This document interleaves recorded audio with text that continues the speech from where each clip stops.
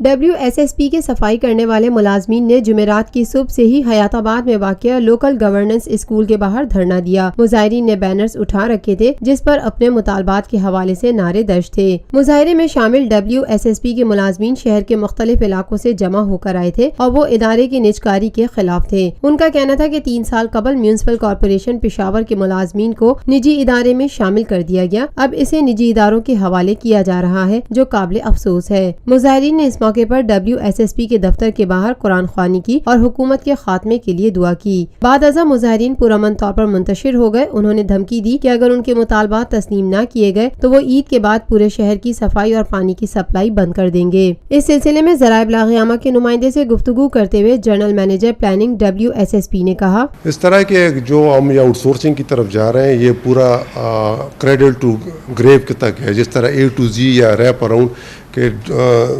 دروازے سے لے کر ڈسپوزل تک ہم دینا چاہتے ہیں۔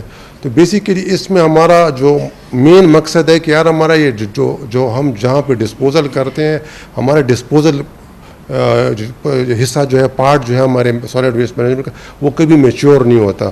اگر ہم اس کو ریپ اراؤنڈ میں یا پورا لم سم میں دیتے ہیں تو اس میں جو وسائل ہوتے ہیں گند میں وہ جائیں گے ڈمپنگ سائٹ پہ اگر وہ جاتے ہیں تو اس سے یہ کمپوسٹ ہو سکتے ہیں جس سے ہم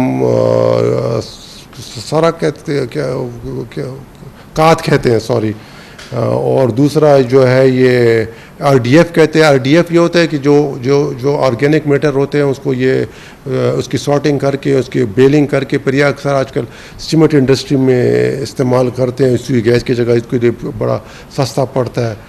اور تیسرا ہوتا ہے ویسٹ ٹو انرجی، اگر آپ کوڑے سے آپ انرجی بنائیں جیسے بجلی وغیرہ، اور ان سے جو اگر کوئی بچ جائے تو پھر اس کو آپ لینڈ فل زمین دوز کر دیتے ہیں، اس میں زمین میں اس کو وہ کر دیتے ہیں، ڈسپوز آف کر دیتے ہیں۔ Lotus Lake Towers, a groundbreaking endeavor by Lotus Properties۔